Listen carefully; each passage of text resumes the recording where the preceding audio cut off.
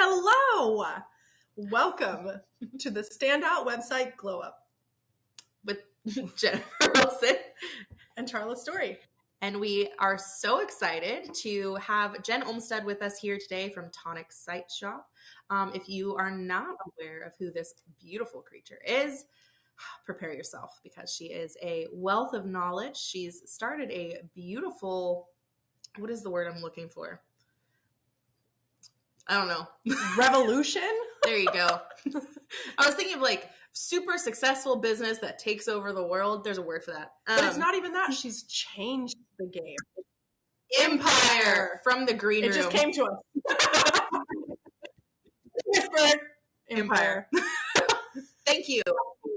She has changed the way that we think about, view, and experience websites single-handedly and creates impeccable templates as well as does complete and utter website branding for you personally as well. And we have been obsessed with the things that she does for years and are thrilled that she's willing to come spend some time with little old us. And before we bring her on the stage, if this is your first Glow Up, welcome to Glow Up from Develope Academy.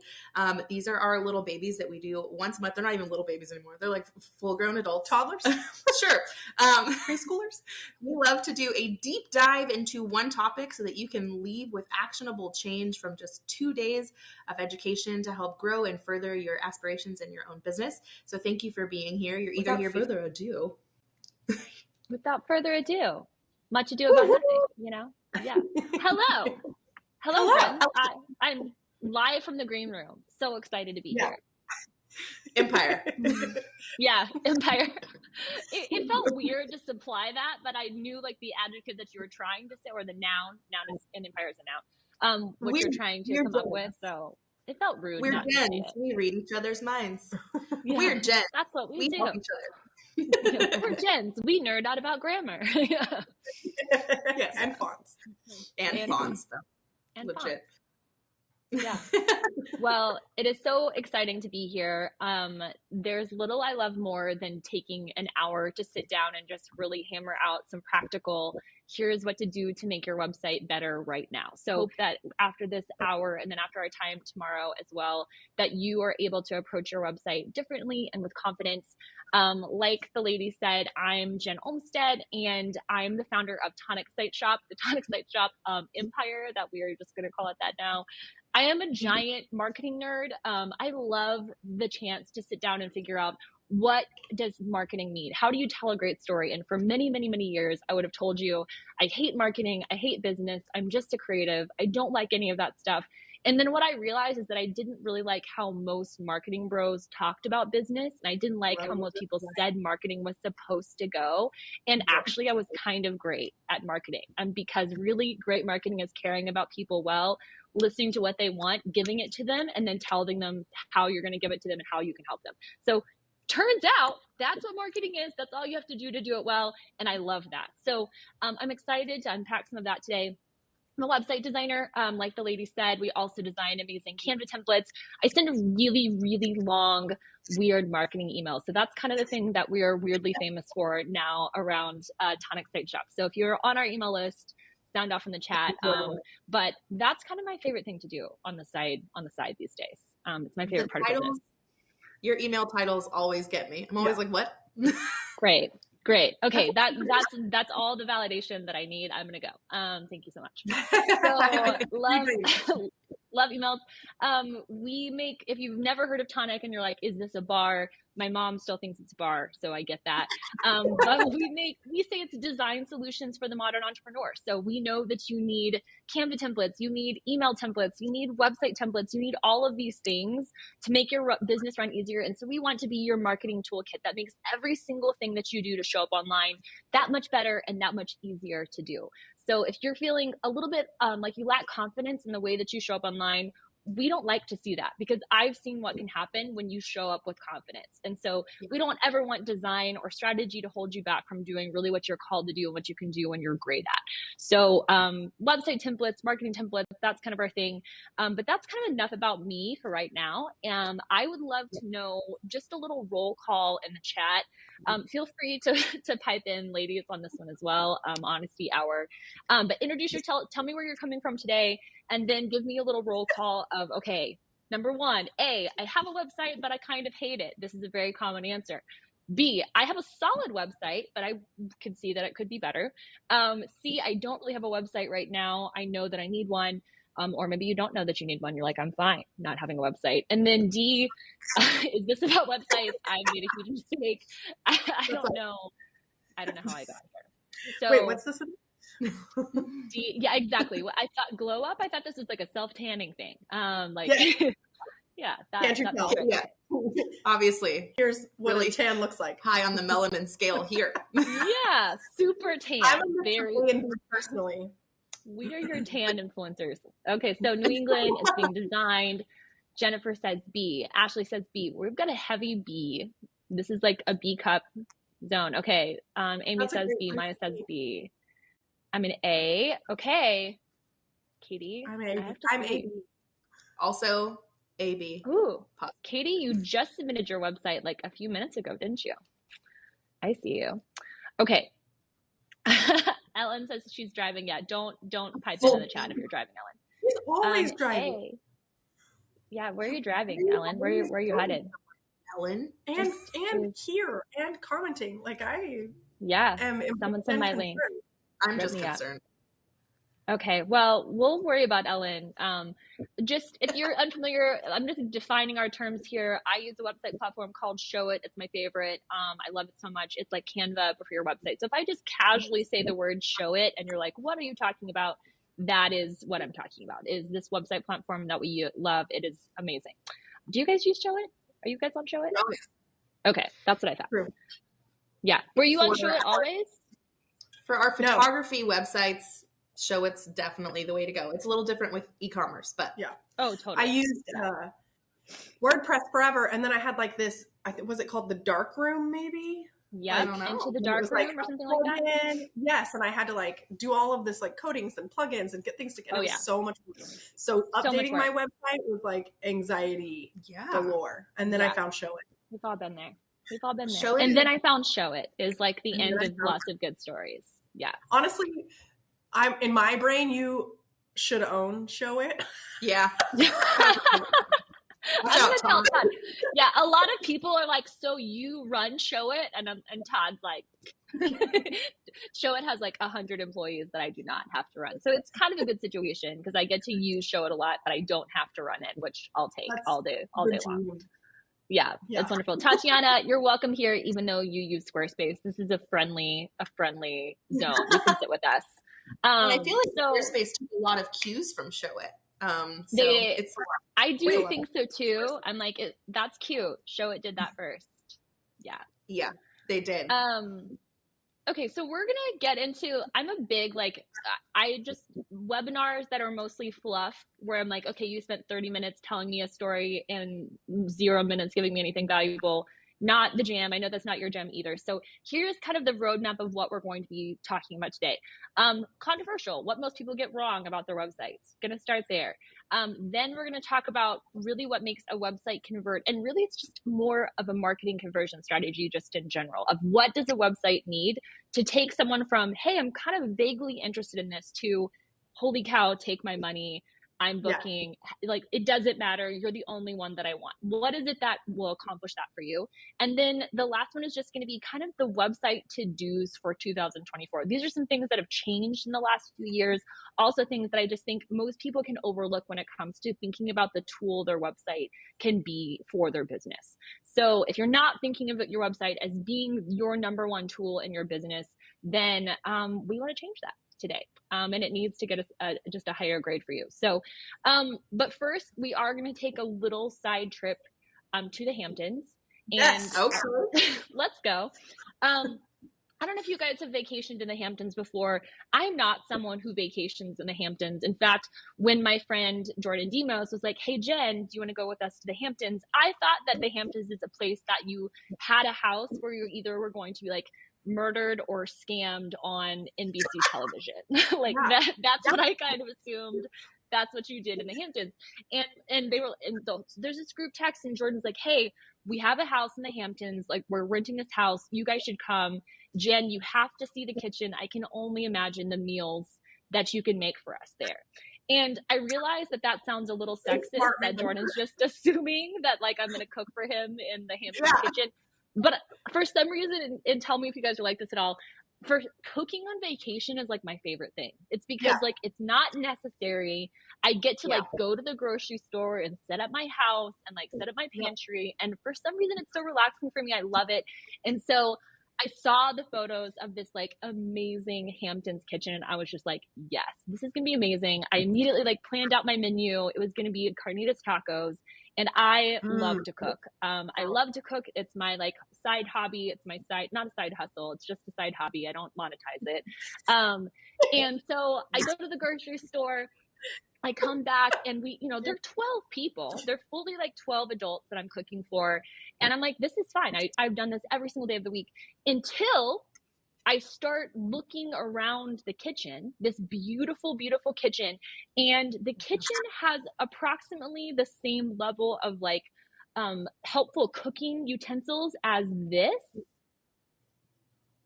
Like this is kind of the vibe of the kitchen where it is absolutely beautiful, but there is no salt, no pepper. There is one tiny pan. There is one tiny glass baking dish. There is a blender that only has a bottom half and no lid. There is no, like there's one spoon and I'm like trying to make this gourmet meal in this kitchen that is like not made for this. And all of a sudden I am like this very capable, competent cook. I have amazing ingredients and then I'm ending up with like salsa on the ceiling. I'm sweating. My carnitas is burning. Everything is just like going to disaster because I was not meant to be in this space. The space that I was in was not something that I felt comfortable in. I did not feel like I was competent in, and I was just totally thrown off my game. And I think this is where we often are with our websites, of where we are creative and competent people. We have incredible ingredients. We have amazing work. We have amazing ideas. And then put us in the wrong kitchen and all of a sudden everything is burning. We want to burn it all down. We're crying into our carnitas. And so this is kind of the thing that I see over and over and over when it comes to people with their websites, where they're just like, I want to burn it all down. I hate it so much. And this is why we started Tonic, because we kept seeing these incredibly talented, brilliant, creative people. And then I would be like, okay, where can I find you online? And they would be like, don't. Like, please don't look at, no, please, Jen, like don't look. And I'm right near tears, like near tears would be like, please just don't go to my website. Like, you know, this was years ago before there was even Instagram to be like, just go to my Instagram. Now that's the thing that I hear all the time of like, my Instagram is really updated. It's basically my portfolio. You don't need to go to my website. So if that's you, if that's even close to you, I just want to say the problem is not you. It is the freaking Hamptons death kitchen that comes to website design. And we just want to give you the right tools. When you have the right tools, when you have the right kitchen ingredients, when you have salt, when you have olive oil that didn't expire in 2003, all of a sudden you can make really beautiful things. So I think the first thing that really makes people stuck when it comes to their website is just this idea right here. It's that they try to eat the elephant in one bite. So tell me if this sounds like you. You have a website and then you launch a new website and then you pass out because you finally did the thing that you were supposed to do. And then you don't look at your website again for like 5 years. And then you hate it by that point. And then, you know, you've reached the point of no return where you have to just start over and do it again. And this is the thing I think this is how most people approach their websites, right? It's like, I did it, I'm done, check. Now I won't think about it again for years and years. Does that sound accurate to you guys? Yes. And I don't know if you heard me, but I said it's just like cleaning my room. Like I clean my room and it's impeccable. And then I'm so tired from cleaning it. I don't want to do it again. And then it'll get messy and it'll be so bad. And so it's like, it's bad. It's a PTSD situation every time. You're like, I worked so hard. I don't want to do that ever again. And I know how hard it's like moving, where you're like, I know enough now to not think I'm going to do this again. Like I'm going to think twice about like moving into a new house. Same thing. And I think the shift is that really it's viewing your website as a living, breathing work in progress. It's saying, okay, how do I make it 10% better? even on a quarterly basis, having a quarterly date on your calendar of like, what are some small changes that I could make that would make my website just a little bit better? Most of my bigger name clients, whether it's Jenna Kutcher, Katie Mary, Amy Porterfield, what they're doing is they're going quarterly into their website and saying like, let's find a few tweaks. We're not waiting till it gets to burn it down. I want to destroy it all. We're waiting to just really say, how can we make it incrementally just a little bit better? So this is kind of the first shift, is really just viewing your website as this work in progress and having a like, how can I make it 10% better approach all the time, instead of waiting till it gets to like, I just want to lie to match and walk away. That's not the move anymore. It's viewing it as like this tool that I'm always sharpening, like a great knife. Well, Jen, I don't know about you. For me, anytime I touch my website, especially where photography is related, is it feels so personal, and you're trying to sell your art, but you're also selling a part of your soul, it feels like. So maybe doing those little incremental things is more healthy as well. So your website totally. No, my website is not the devil, though I do think I've made some deals with her. Like you, the devil or the website? Well, the deals with the devil. I am tracking with what you're saying right now. I just want to say, I'm over here like the devil's a woman. The devil is very crafty, and I don't think a man would have what it takes to be that crafty. So maybe I don't know. I've never met them. Maybe they're them. The devil works hard, but your website should work harder. I think that's what I was like circling around. Yes. So, but it's such an emotional thing. You're like, am I doing a good enough job? And so for me, and I bet a lot of our students, it's just this thing of, it's like, okay, so I have to give of my mental ability and try not to get too emotionally attached. It's a lot. So this is really great advice. Yeah. And so I think some of that is really taking a lot of that emotion out of it, of like, I somehow need to encapsulate everything about my entire soul and put it into this website. That's not true. Right. And that's not what Nike is sitting down to do when they're building out the Nike website. They're not going like, how do I just somehow convey the fullness of who I am to these people? No, Nike is sitting down and going, okay, who is my audience? What do they want? How can I explain in my copy and with my products and with my visuals that people want this, and that this is going to meet their needs? And so we're going to talk a little bit about just that exact step-by-step progress. But I think some of it is just realizing that as creatives, we think we don't want any sort of boundaries. We want like freedom, like total creative freedom. But really, when it comes to any sort of creative work, giving yourself limitations is what allows you to have freedom. And when I say, okay, I know I want to reach this person who wants this thing, then I have total freedom for how I do that. But I don't have the paralyzing freedom of like, it can be anything. And so now I have no ideas. I think it's kind of like if you just sat down to write a novel, and I was like, okay, I'm going to sit down and write the great American novel. I'm not just going to sit down and start writing, right? You would be like, okay, who are my characters? What are they motivated by? What are their desires? What's the plot? What happens? What do they get at the end? What is the climax? What is the end idea? If you just sat down and started writing the first 3 sentences of a novel, it's going to be terrible. So I think we somehow expect ourselves to like just be able to come up with amazing, creative, brilliant concepts out of nothing. And that isn't going to work well for you. And so this is one of the biggest things that as a custom designer, all of my clients have done this exact free guide. So if you guys need a guide that helps you, this literally just walks you through who are my clients, what do they all have in common, how can I relate to them, and how can I demonstrate that I can get them what they want. So this is the homework, and I think this is the step most people skip when it comes to their websites, is doing all the homework that is not on Pinterest, that is not saying like, ooh, pretty, that is not color palette related or font palette related, that is just saying, okay, wait a second, how can I effectively communicate to my people that I can help them? And I think this is the biggest change when it comes to your website, is that really when you start with a level of intention, what you create has purpose. So you create with purpose, but it takes that intentionality of like, there's a clear reason for the choices that I'm making. And I think that allows all of our decisions to feel so much easier, because when a button could just be blue or purple or red or orange or gray, and there's no reason for you to make that decision other than just like what you kind of like that day, then it's really hard to make every single decision. And as you guys know, how many freaking decisions are there when it comes to your website? So many. Like just bajillion. I mean, there are like 1,001 script fonts to choose from. So Especially how if do you're you pick? so many options. Yeah. So I feel like there's this level where you need the ability to be able to say, I'm making a decision with confidence based in strategy. So starting with strategy, starting with intention, that is really the difference maker. And then also allowing your website to be a work in progress. Those are kind of the two things thus far. What we've realized is that when all of the different aspects of your brand tell the same story, all of a sudden you're going to see this forward momentum of like, okay, when people go to my Instagram, they're seeing something. When people see the website design, it's reinforcing that thing. My reviews are then saying, hey, that's not too good to be true. It's actually even better than what you can imagine. And then people are finding you from your SEO, and you're able to say, hey, my leads are coming to my website. I'm getting leads from my website. My images and my content are all telling the same story.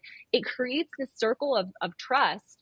People can say every single part of these things is aligned. And so therefore, there's this amazing machine, this very efficient rowing machine. Apparently, I'm into rowing right now. I don't know where this came from. I blame lessons in chemistry.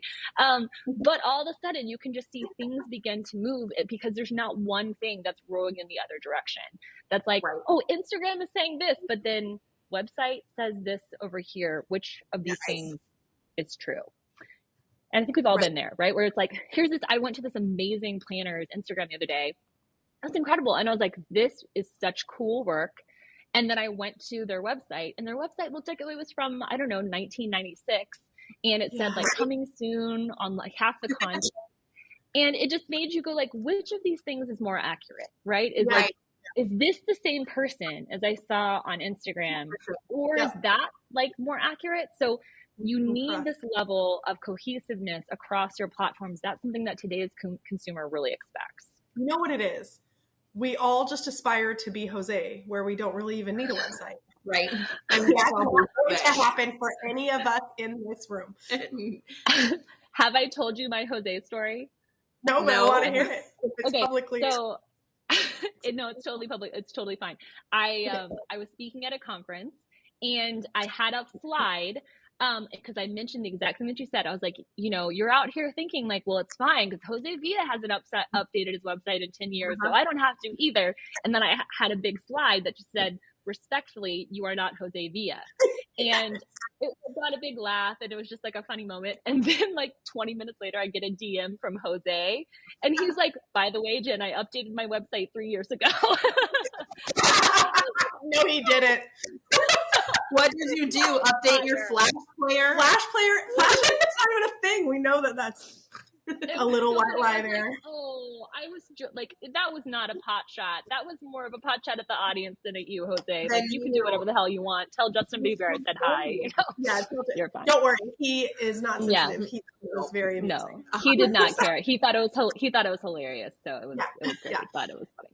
But this is such a good point. One, lessons in chemistry is freaking bomb. But we were having a conversation with one of our favorite planners who does luxury events, and he was like, man, your Instagram can sell me. It can get me through the door. But if I finally land on your website and it doesn't make sense, we're out. Like, we are completely out. Absolutely. So it's like people are actively catfishing potential clients. Like, look at me. This is who I am. And then they go on the first date with your website and they're like, that's not what you looked like. Oh, he leaned in and said, absolutely. Damn good. Absolutely. No, that is what's required. And we're out here pretending that that's not the case. And the analogy I always use is that your Instagram is like your store window, but no one can give you money to your store window. They have to go in the shop at some point. So they're going to go inside. If they like the look of your store window, they are going to take that next step. So you have to realize that really your website should be even better than what you're presenting on your social media. But it's a lot harder to do that. And I get that. But it doesn't have to be. So the 3 components of websites that convert, number 1, it's really just clarity. And this is the one that I think in the wedding world, we so often lose because it'll be like artful dreams for talented couples in love. And I'm like, are you a florist? Are you a planner? Are you a stationer? Like what is it that you're actually doing? Or we feel like we have to be really clever with how we're presenting something. So it's like audacious wedding films for iconic couples who value, you know, color that matches. And it's like, no one is looking for that, you know, like no one is Googling color that matches. So you don't have to be that clever. You do need to make it absolutely abundantly caveman clear what it is that you actually do. And you need to do that within the first second that someone lands on your website. So that's step one. Number two, it's capability. And if I'm like a Baptist preacher right now, because I've got clarity, capability, and call to action. So this is hopefully easier for you to remember. So clarity, caveman clear, what you're offering. Two, capability. Can you do what you say you can do? That's all people are looking for is, does your portfolio back up that your imagery is what you say it is? Do your reviews say, hey, this person is even better than I thought they would be? Who did they work for? Do they have past clients? Is there proof that they can do what they say that they can do? And then the last one is like often overlooked in the wedding world as well, just a call to action. What action do you want someone to take on your website? And I think that there's a time and a place. One of the things that my pet peeve is asking someone to marry you on the first date, which is what I call it whenever you have like one image and then it says book now. And I'm like, whoa, buddy. Like, why are you moving in for the kiss? Like we just said hello. So that, you know, having properly timed calls to action where people can make a decision, but asking them to make a decision. So I think it's important kind of at the beginning of this to also just say that like this structure works. And so we hear this all the time from people who've switched to Tonic websites or they've redesigned their website using some of these strategies, quadrupling the amount of weddings we had booked. Conversions go through the roof. People are throwing their credit cards at you like your major league pitcher. We feel like we have to work so hard marketing for our brand and for our websites, but really when you have a website that works for you, you don't have to work so hard. And that's why we're here, is we don't want you to have to work so hard. So let's get into some of this like marketing framework stuff. This is, I think, one of the biggest game changers when it comes to approaching your website with intention. Having a framework in mind of like, how do I make someone convert? How do I offer someone the opportunity to work with me in a way that's really sexy and that makes them want to say like, heck yes, this is for me. So this is kind of the 5 steps. We're going to walk through them one by one. There's some examples of each one as well so that you can help kind of begin just applying this to your brand. And then if after this, I have like a free guide that talks through all of this. If you need more information, I'll make sure the ladies have that. So number one, provide motivation or aspiration or inspiration. Basically say like, here's the thing that you want, right? Number two, make a value proposition. Number three, address anxieties. Number four, reduce friction. And then number 5, increase nowness, increase like the imperative ability to take action right now. So let's walk through these. Number one, provide motivation and aspiration. What are the benefits of your offer? What will it help your lead or your person achieve or experience? Now, I think this is where we can kind of overcomplicate things and we might think we know this is what someone is getting from my work, right? Mm-hmm. They're really enjoying my sparkling personality.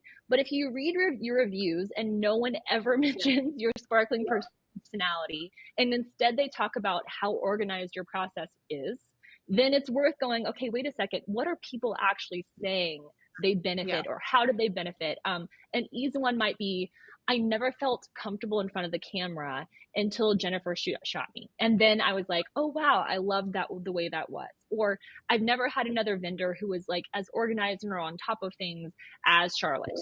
Those are some of the things that you can provide as motivation of like, wouldn't you like to feel like this on your wedding day? Or you may not feel like you're easy to pose, but actually I have 25 years of experience, you know, working with models and blah, blah, blah over the world. I'm going to help you feel great in front of the camera.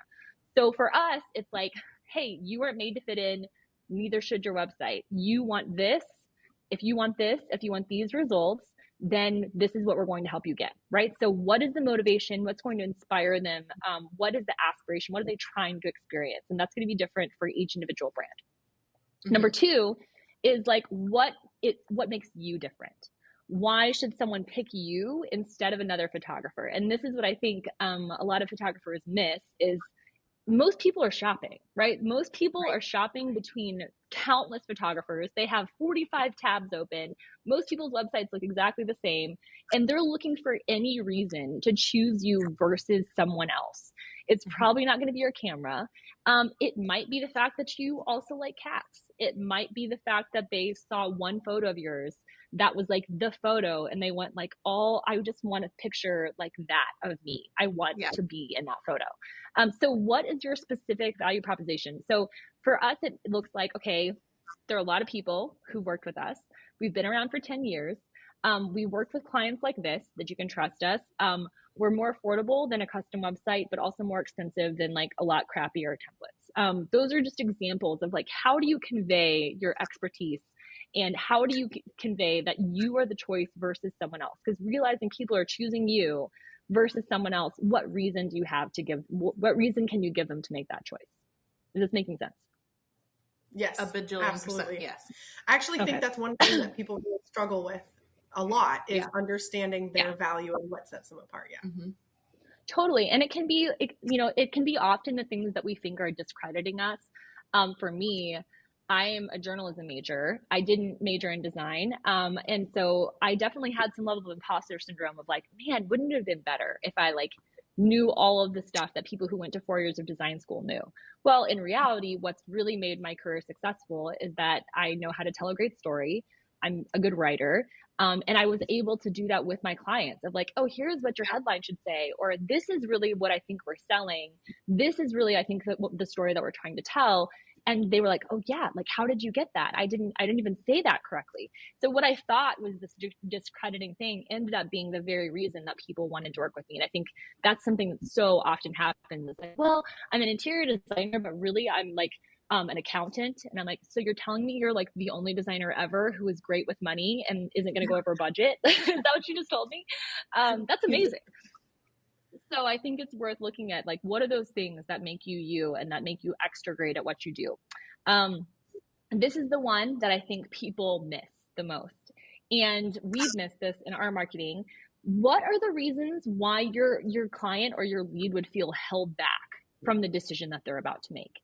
Is it that you're expensive? Is it that they've tried something before and it didn't work? Is it that they hired another photographer and they had a bad experience? Or is it that their mother-in-law thinks that they should just work with their cousin, and so they're like, well, I'm going to have to convince my mom. What are those things that people are experiencing that are going to hold them back from making the decision? And then how can you just be super upfront and say like, hey, we get that. And this is why we're going to help you.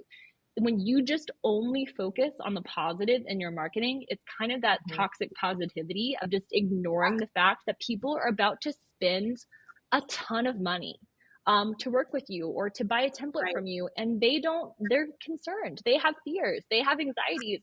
And so when you can say, hey, if I told you, hey, it's going to be so easy to get your website up, you're not going to stress about it at all. It's going to be no problem. Would that be effective marketing? No, absolutely not. What's more effective is saying, hey, yes, we know getting your website up can be so difficult, and that's why we're here to help. We've made resources for every step of the way. We know that you're anxious about this, and we thought about that instead of just pretending that like this isn't a thing, right?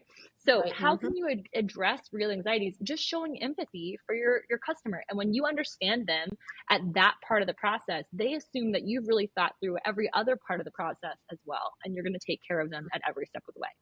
So that could be just like, oh, you don't know what to wear for your engagement photos? Don't worry. We have this guide that's going to help you feel like you're stylish and best, just like all the other people that you're seeing in my photos. So address anxiety and then reduce friction. So are you making it easy for your lead to take the next step? If I see one more contact form that has 27 questions on it, I'm going to pass out. Like, are you making it easy for your lead to take the next step to work with you? You've already tried to overcome all of these things. Are you inviting them to take a next step with you and saying, hey, inquire here if you'd like to reserve your date? Are you giving them a clear next step? And then B, is it easy for them to do that thing? Is it difficult for them to find out more? Do you have a great facts section? Do you have just information that's able for them to get information so that they can say, okay, yes, I'm going to take this next step. I'm going to work with you. Katie, Hey, Katie, I this know. is a judgment That's free why we zone. just giggled. She was like, never mind. Shalay's scared too. The chat has gotten really No. quiet. I think they're all scared. No. So like I said earlier, all that we want to do today is make your existing website 5 to 10% better. And Yes. I realize I'm setting a high bar of like, this is what your website can be. But I looked at every single website that was submitted. None of them are terrible, right? There are little things that we can do to up level, but trust me, I promise you I've seen worse, and I definitely am just excited to help. So just I can know only this is imagine the things that you've seen. I've seen some pretty interesting things. I've seen a lot in this day. Yeah. Okay. So just a moment in the chat. Is this making sense thus far? Other than terror, other than the terror that you're experiencing, is this making sense? Okay. Okay. Last one. Last one is just, how do you increase nowness? So how do you make people want to take action now? This can be as simple as like having some sort of expiring offers, or saying like, hey, I only accept 12 websites a year. Inquire here to reserve your date. Is there some reason that people should take action? Because really, people have a hard time making decisions. They have a really hard time making decisions, and you need to give them some level of ease to say, okay, I'm feel good making this decision right now. Because if it's me, I'm going to wait like 6 months to buy a $7 eyebrow pencil, because I'm going to him and haw over it and be like, I don't know if it's really going to be worth it. Like, it's an eyebrow pencil, I should just order it. But still, I'm going to think about it forever, unless I'm like, oh, it's on sale, or oh, here's a review, or oh, I got an email about it, or oh, there's some reason, oh, I can book a free consult, or here's some photos of people who look just like me wearing that eyebrow pencil. I need a reason to take that action. Okay, so those are our 5 those are our conversion frameworks. And then this is a really good tool if you're wanting to learn how to make your website perform better for your ideal client. So this is just something that I found is extremely effective in determining, is your website doing the job that we just talked about. So you can just screenshot this right here. If you use ChatGPT, you don't have to do this, but if you use ChatGPT, this is kind of mind-blowing.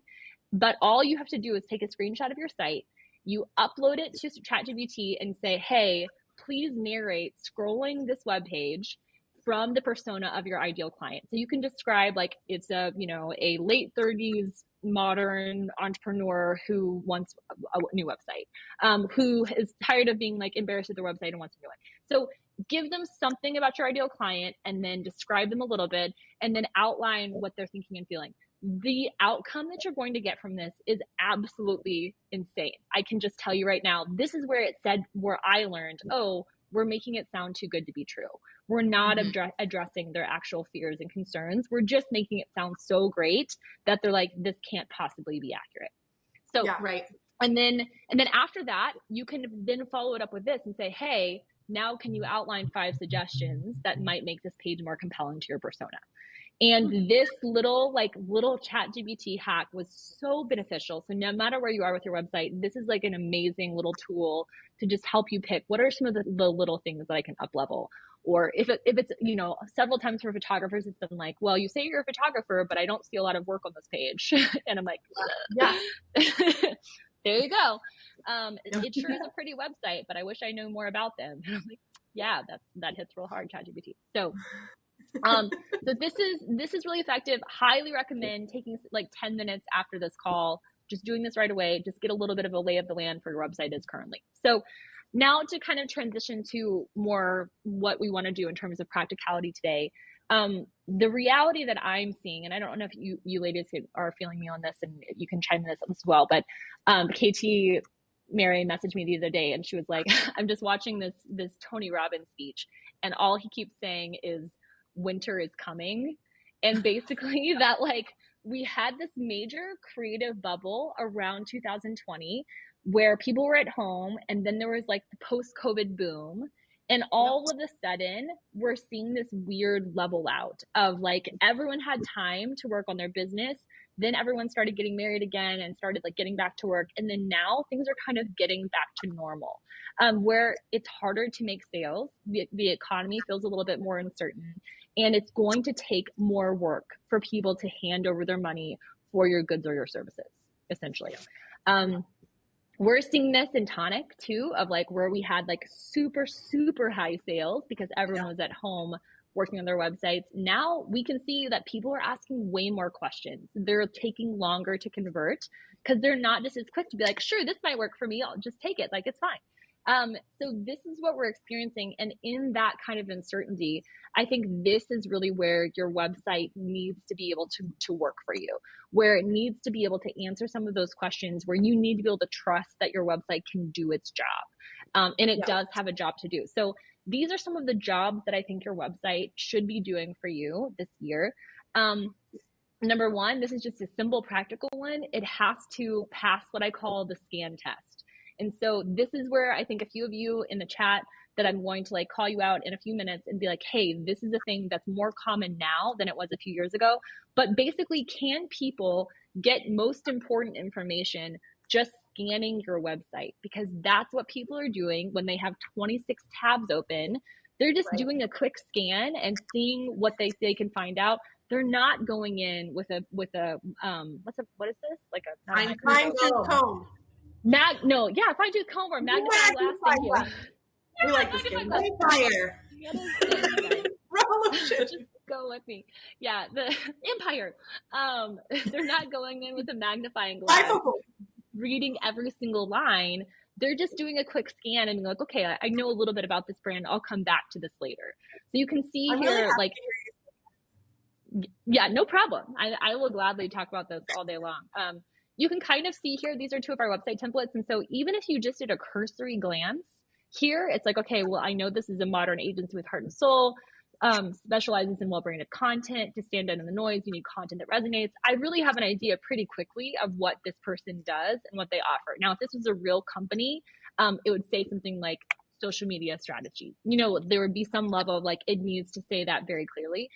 Even on this next one, that's more like designy, you still get like her name, some of her favorite things. You can just see a quick scan of something you connect with, versus in this fake website over here, I see our services and about me, and that's it. That's all I can take away from that page. Not even like that person's name, nothing about what they offer. And my general rule of thumb is that if it has more than three lines of paragraph text at once, cut it down, because people do not like a big chunk of text. So if you can break it up with a block quote, do something to break it up, or put it in a slightly bigger font, but do not give people a chunk. No one wants a chunk. Okay, they don't want it. That's right. Anything. Yeah, no, they do not. They don't want to read.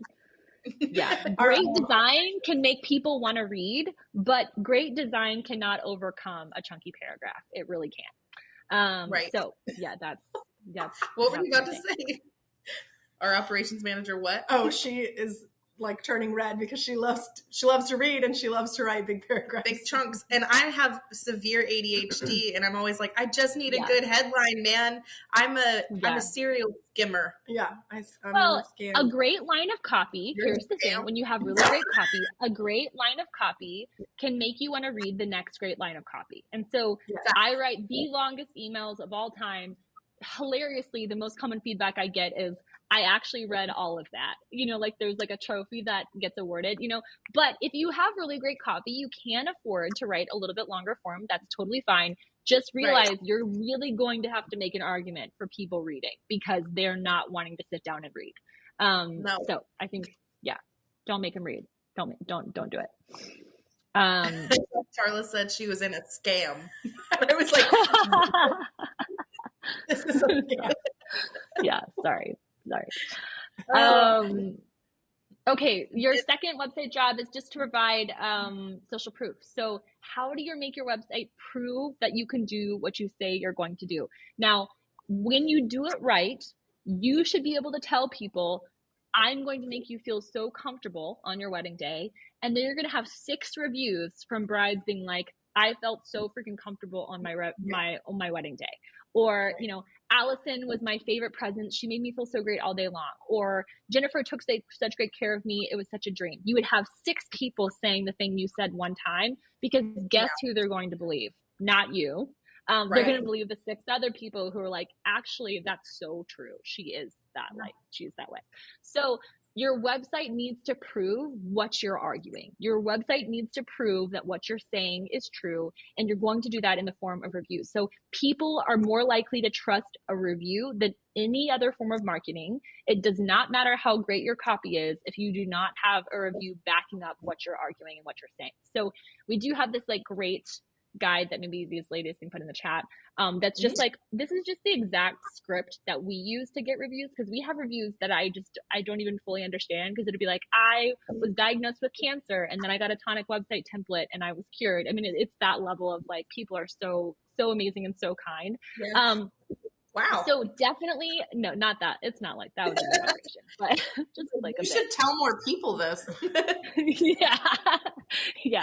I think that we would immediately get sued for false advertising, so I'm not going to do that. Yeah. So tonicsiteshop.com/get-reviews. This has our exact like script and the questions that we use. And so if you are like wanting to get more reviews for your website, that is the number one thing that I would suggest to make sure your website 5 to 10% better. Go add 3 reviews to your website tomorrow, and that is absolutely something that's going to make a huge difference. So, is it Shaylee? Is it Shaylee or Chalet? Shaylee. Chalet. Okay, I was right. Okay, so I was right the second time. So Chalet, this has also like what to say to people to get them to review you. The spoiler is that I always say, hey, we would like to feature you on our website, or we would like to feature you on our social media. So it's basically like not just would you review me? It's like, hey, I would like to say something along with me featuring you. So there's more about that in the guide. And then Maya, it would be better to know, right? Because then you can grow upon it. So I would still ask. Yeah, listen, I would sure ask. Oh, I know what it is. Okay, I'm just gonna drop the direct. I think I forgot to put the right form in. Okay, please hold. I'll make sure that this link works for you in like 5 minutes. Your website should work for you guys. Yeah, your website should work for you.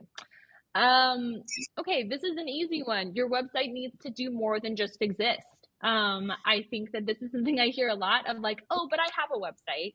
And I'm like, okay, but is it just enough to like check the box? There should be a level of the fact that it's actually working for you. It is doing something for you. It is bringing in leads. If you're not getting inquiries from your website, if you're not getting leads from your website, if your email list is not growing from your website, it is not working. There is a problem with it if it's not actually serving you and helping you. So it needs to do more than just exist. It also needs to have a distinct point of view. So keeping in mind that we now are in an economy and in a community where there is a multiplicity of options. There are numbers of photographers in every city and state. There are so many different people that we're competing with. You know, back in the day, it was like they were either choosing you or the other photographer across town. But now it's like they could choose you or a photographer in Italy or a photographer in Florida or a photographer in Denver. They're choosing from a huge economy of people. So what does your website do to stand out? How can it convey that there is something about you that's going to help your people get what they want differently or better than anything else? And so I think like a helpful visual is this, like we're hardwired to notice something that feels different. And so if your website doesn't have anything different to offer in terms of your point of view, your copy, your image selection, if it doesn't have something that like sets you apart, then it needs to have something that reflects really who you are, that sets you apart. And so I think this is the time to get weird, to lean further into what makes you different and that sets you apart, because someone out there is looking for what makes you different. And there's a great situation. I sat down with this amazing couple in Vegas at WPPI, and they're like, Jen, can you just like help us, because we are not booking the kind of customer that we want to book. And it's so frustrating because we keep booking this, like, I don't know, more like barn bride, pearl necklace wearing, you know, that's kind of the client we're booking over and over, like mason jar weddings. And we want this like adventuresome bride who like wants to jump out of a plane with us. And I was like, okay, that's like an issue. I can see that there's, I know there was like a big disparity. And so I was like, okay, well, what's your website?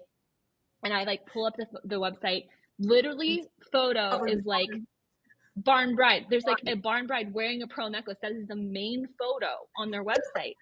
And I was like, okay, I'm scrolling. Do you have any more like adventure is there like any of that on here? They're like, well, no, we haven't really put any of that on our website. We just say it in our bio. And I was like, Oh, you cannot sell something you do not show. Okay. So, and they're like, well, we haven't booked that bride yet. And I'm like, you know what? Get your friend in a wedding dress and go jump out of a plane and take a couple of like, just go give me one photo of you jumping out of an airplane in a wedding dress. I don't care what it is, but put that on your website and you will book that person, because that person is out there looking for you and she does not know that you exist, because all she sees is like this girl in a bar. Exactly. Yeah. She's probably Googling like adventure bride, plane photos, Colorado, and no one shows up because that didn't exist. So lean into what makes you different. Someone out there is looking for exactly what that is for you. And so I think really taking the advice of like, how do I get super clear on what I want to be shooting? And remember that I can't sell what I'm not showing. I think that that's just super important. Am I the only one picturing the wedding dress as a secondary parachute? Because no, you are not. That is genius. I love that. That is genius. Okay. Okay. And then another website job is, I think we only have 2 more. So yeah, you're not like in here for 30 more minutes doing website to-dos. Another website job is just keep people browsing. The more time, and this makes sense, it's like basic math. The more time people spend on your website, the more likely they are to book you, right? Yeah, and they bounce off in 8 seconds. They're not that interested. But when someone has spent 8 minutes browsing your every page of your website, you are starting to go from one option to the only option they can imagine working with. And that's what a powerful website can do, is take you from one option to the only option of, okay, wait a second. Now I found out I like this even better. This person agrees with me. I like the services. Okay, I'm going to explore the fact section. And so that's where a design can be super compelling. This is one of our template designs. But because it's really beautiful design, people want to scroll it. And so the average time people spend on this template is 9 minutes. So people are just going through the pages. To be clear, the average time people spend on a website is 0.08 seconds. And so 9 minutes of time, they're going like, wow, this is so fun to browse. It's like if you're picking up a magazine and you're scrolling through and there's so much more to explore. And so when you're able to have calls to action at the bottom of your pages of like, okay, are you enjoying this? Go here next. You're taking people on this journey throughout your site, and the longer they scroll, the better. The other like great thing is that Google then sees that, it goes like, wow, this website really kicks butt. I'm going to rank it higher because it must be a great website that people are spending a lot of time on. So it should keep people browsing. This is our new, I guess it's like our second bestseller, but it's also the newest one. So I think it'll probably end up being the bestseller. Yeah, it's great. Okay. And then the last 2. So curate only your best work. So your website should curate only your best work. It should not be just any work that you have shot. It needs to really, I would rather you had 20 images on your website that were exceptional and were exactly what you want to shoot more of than 55 that only half of them are like really what you want to be doing. Narrow it down, have 2 glasses of wine. You can print out your images. This is something that KT suggested that I thought was genius. She suggested just doing prints of your images that you might put on your website and saying, okay, which one of these do I like? You can see them all together and go, which one of these doesn't belong? So if you're that kind of person who just wants to like physically handle them, I think that's a great idea. But you can also just have a friend or someone say like, hey, this one stands out to me. These are my favorite. Get some advice, or just get to a place where you're not emotionally connected to the photos that you're looking at and choose, okay, this is the kind of work that I feel like is truly representative of who I am. So curate only your best work. It feels like you guys were amening that one. Do you have anything else you'd like to add to that? Yeah. Okay. That goes for Instagram too. It's true. It's just like dissociate. Totally. Drink the wine, pull a Chanel, look in the mirror and take one thing off. Like, just because you loved the bride doesn't mean that the wedding is going to sell. Just because you had a great time or it was in a beautiful place doesn't mean that it's what's working well for you for the future. It's really hard. And also, just because you have a lot of work and look busy doesn't mean that I should trust you more or that you're more talented or a better fit for me.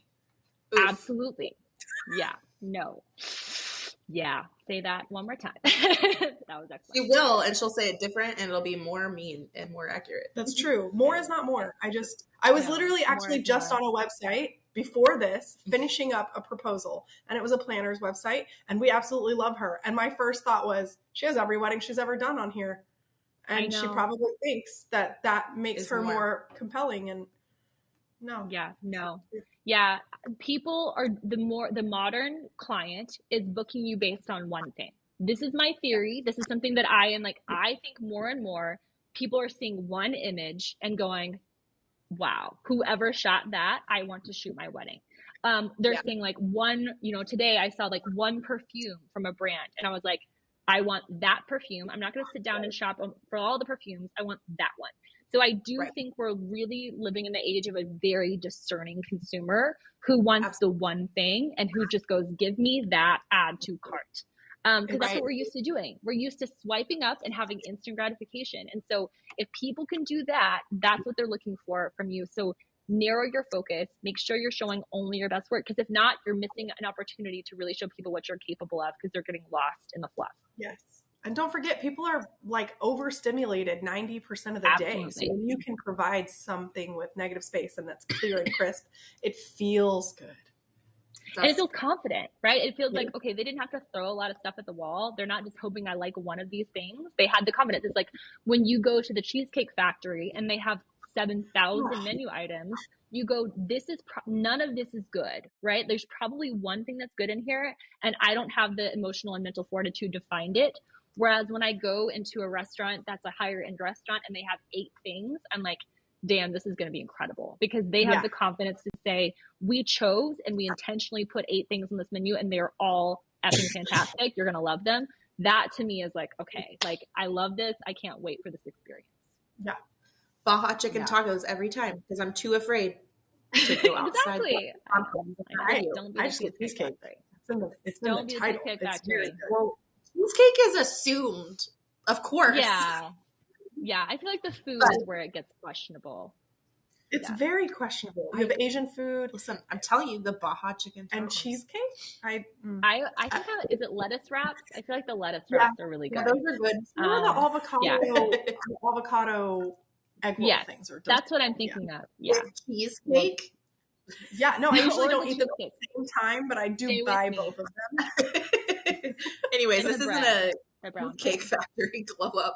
We're hungry. I think I can sense that about us right now. Okay, so the last major to do of never mind. There's 2 more. I might keep saying this. I keep saying there's 2 more. There's always 2 more. Like the pot never runs empty. Yeah. Okay. So your website, it needs to tell a great story. And this is one of the biggest changes that I'm seeing in website design for 2024 and beyond is we're seeing a lot more visual storytelling on websites. Really, the header is saying one thing, and then you scroll past that and there's a little bit more information. And it's threading together an emotional and a visual narrative based on a story. And so not just having, here's all of the information in a very clinical and strategic format, but really taking your visitors on more of a journey. And so that might look like having more images and less text on your website. If you're a photographer. For brands, it's looking more like, how do you create more of just a mood with video content and things like that really set more of an aesthetic than just setting the vibe. So I think, the success of the Barbie movie is so relevant to this, because people went to go see the Barbie movie. People spent money to see the Barbie movie because they wanted the experience, because they had been drawn in by the marketing. They wanted to be part of that story. And so this is what I think a great website can do. And I think you guys do this so well, because the Develop brand has just such a it has a vibe. It has a very clear persona. And so you want to live in that world. And so I think that with Tonic, we try to create this too of like, okay, there's something cool about this. It feels like the cool kids table is infinite and I got an invite. That's what we want it to feel like. And so we want your website to do more than just exist. We want it to tell a story. And then most of all, we want it to show your brand off at its best. We want it to be the best indication of what it's like to work with you, because that is people's first experience in your world. And so you are saying, hey, come with me into my world. purchase with me, work with me, book with me, let me shoot your wedding photos, whatever it is, this is their first part of that experience. And so realizing that, ignoring that is like having an amazing restaurant, but it's in an undecorated room in a strip mall. And people are like, and you're like, no, no, the food's amazing, guys. And they're like, yeah, but you're just using, you know, wicker chairs and there's no furniture and there's no music and it's not decorated and it's not showing off your brand at its best. And so I think it's important to realize that 94% of people who land on your website are not ready to buy from you.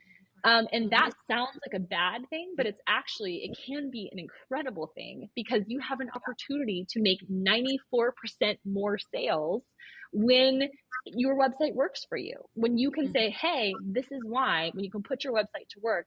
And more than that, you can go from feeling like you're on this marketing hamster wheel and trying to like network and Instagram and go to the right events all the time to get more leads. Or you can stop really just getting these price driven, like tire kicker inquiries that are like, how much do you charge? And that's it. Yeah. You know, that's all I care about is I just want to know cost. That's it. Or, you know, most of the inquiries that you're getting through your website are just duds of people who clearly are not aligned. You know, you're getting the mason jar bride when you want the plain jumper. Another indication we always see is that when you just hate it, when people ask for URL and you're like, please don't go, you know. And I think that when you are in this position, it's hard to imagine that there's another reality is like, it's a lot easier to market and sell your services. Those inquiries will change from people who just want to know your prices to people who say, hey, I knew that this day would come. I couldn't wait to get engaged because I wanted to book you. Right. You get excited to tell people to go to your website because you're like, I know there's a high likelihood that they're going to convert when they go to my website. So I think this is kind of the reality that we see all the time of like, this is the possibility. But when you haven't experienced that before, I think it doesn't seem possible. And I think like the encouragement that I always give is that your website can really be this amazing salesman that never sleeps. And if you had this amazing salesman, you wouldn't be like, take the year off. Like, we'll see you next year. You know, like maybe just like sit on the bench for a while, guy. Like this isn't really about you. This isn't your time. I'm going to spend my focus here, you know, with Instagram, who's like only partially killing it because it only reaches 1 in 8 people. So I think, you know, you guys know this, but I think it's just important to say that bad websites really kill great companies. And I know that sounds really dramatic, but we just like the planner, you know, the planner that you talked about earlier, where you went from like, this planner is incredible to like, wow, this sucks. That to me is what happens all the time of like, this has so much potential to like, oh man, this is not the thing. This is not what I want. So I don't want that for you. These are some of the indications that we say where you know that you might need a good website. If it's not at the level of your work, you feel embarrassed.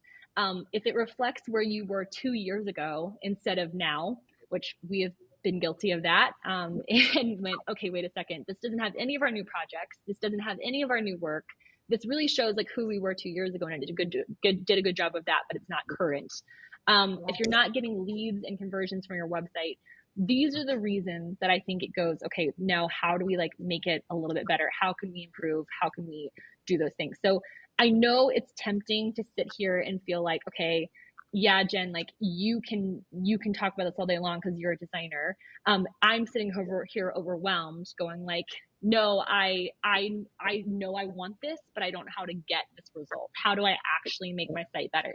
So in the site review section in just a couple of minutes, I want to sit down and just go through your websites one by one and just show you some of like the simple and small changes that can make things just a little bit better. Because you probably don't need to burn it down.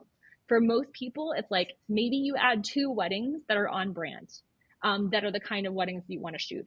Maybe it's that you need to sit down and get some new reviews and say, okay, how can I add some new reviews? How can I get clear about who my brand avatar is and who I want to reach? How can I do that? So that's what I want you to be thinking for this exact moment is like, what are those shifts that you can be making right now? And then we're going to talk through some of those in the site review section as well. Now, if you are in the like burn it down phase where you're like, actually, Jen, you're wrong. I need to set fire to it. Would you please help me? We also want to help you with that too. And so I do know that we have a great discount code for all of our Tonic products, And I think it's actually 20% off with the code GLOWGANG. So you guys can take a discount on any of our templates in the store. So if you need help with something and you have questions about it, just know that it's me and our chat. Our team is amazing. So if you're like, how can I make this work for you? We definitely want you to have success with your website. We want you to end up with a website that you're proud of, that you can show off, and that really sets you apart at your best. So those are some of the things that we can help you with. And now I want to do like a little Q&A, and then we'll do site reviews, and then we'll do some more Q&A as there's time, if that makes sense. Perfect. Does that work? So this wasn't Jennifer, this was actually Katie, but is it possible to have a bomb ass website that is do it yourself, or is custom going to be better for converting? I think it's entirely possible. I see incredible DIY websites all the time. Now, I think it's a lot easier to start, like, for example, with our templates. You had someone, I'm designing our Tonic templates with the same strategy that I use in the $50,000 custom websites that I built. So you're getting the same level of like, I thought through every single decision of like, it needs to be this, and then you add this section, and then there's a review, and there's a call to action. So I don't think you should just trust any DIY situation. I think that there are other templates besides ours that are also incredible. But I do know that our templates are built with that same level of conversion strategy on every single page. And that is the biggest thing that we hear from our clients, is just like, oh, wow, these converted so much higher, or my bookings increased by this month, or because I don't think your website should exist if it's not making you money. So I'm not going to build a template that's going to not make you money. That's my goal, is to make sure that it converts for you.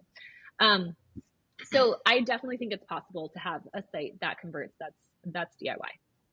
Well, I think it's important to remember too, how much time are you spending DIYing it? Because there's also a value to your time in terms of money as well. Totally. It's going to take you forever to do it yourself, but it could take you a few weeks to buy a template. Then you're getting a return on your time investment that way. And the other reality is that there are also a number of designers who love customizing templates. And so if you're like, hey, I like the idea of starting with a template, but I don't want to entirely do it myself, I want help. We have a whole list of designers that can literally take your template and customize it for you. And that also helps with a little bit of what Shalay is saying of like, I don't want it to end up looking the same as everyone else. Because designers know the tricks and the hacks to make it just a little bit different. Because with Clover Club, for example, Shalay, you change the hero section from that main hero section that's the same as everyone else's. Boom, all of a sudden it feels like a totally different website. So that is the thing, I think, where it can be helpful to have a designer even do some tweaks for you, but you're still paying a fraction of the cost of a custom website, and you don't have the unknown factor of like, well, I sure hope I'm going to like what this person comes up with in 6 months. That to me is where it gets really difficult. Well, and I think it's important to also state, other photographers might know that it's a template or that it's a popular template. It doesn't mean that brides know, even if they are seeing the same template. And when you go look at other websites in certain genres, like even luxury handbags, they have similar websites because it is what converts and what they're trying to see. So don't forget that like who we're building it for is not the photographer that's coming to check you out. Yeah. And this is just like free advice about this in general, but I just say like, get your eyes off all the other photographer websites as much as you can when it comes to your website design projects. When we're sourcing ideas for our templates, I intentionally look outside the industry because I don't want to do what everyone else did 6 months ago. I want to source ideas from industries that have multi-billion-dollar design and marketing budgets, right? Like they're the ones that probably have a better sense of where we should be. So sourcing inspo from e-commerce brands, from fashion brands, from anyone that is trying to make money with their website, that's a great place to go for inspiration. Staying off of other photographers' websites, highly recommended. Yeah. And plus for you, if you were going and picking the best photographer websites to choose inspiration for your next templates, you would just be doing more of your own things because so that would be really awkward. That is I think that would be a little bit incestuous at that point, right? So let's keep it fresh. Things could get weird. Wow, that's amazing. Does Google ping us for not having enough copy on our page? So generally you want to have over 800 words on a page you want to rank for. So this is something that I was set free from. We'll talk about this more in the SEO section tomorrow. Not every page of your website has to rank for things. Right. So you don't have to put a bajillion keywords on your about page if you don't need to rank for your about page. Now, if you want your homepage to rank, you do need to make sure that you have enough copy and you're saying the things you want to rank for over and over. And so Ryan's going to show you some great examples tomorrow of like, these are pages that rank really high and here's the kind of keyword they have on them. But for a page or a blog post to rank, you want to have over 800 words. Not that many. That isn't a ton, but it does need to be over that for Google to rank it well. Yeah, we're going to set you free, Ashley. Don't worry. Let's see. Best practices for using the pop-up, join my newsletter stuff. I find these so irritating when I'm trying to take in their content. Are you talking about us, Ashley? No, I'm just kidding. Yeah. Yeah. Was it me? Yeah. Are we the problem? I think my thoughts on this, so a pop-up can be super effective, right? Pop-ups can be super effective. There's a reason why most brands use them.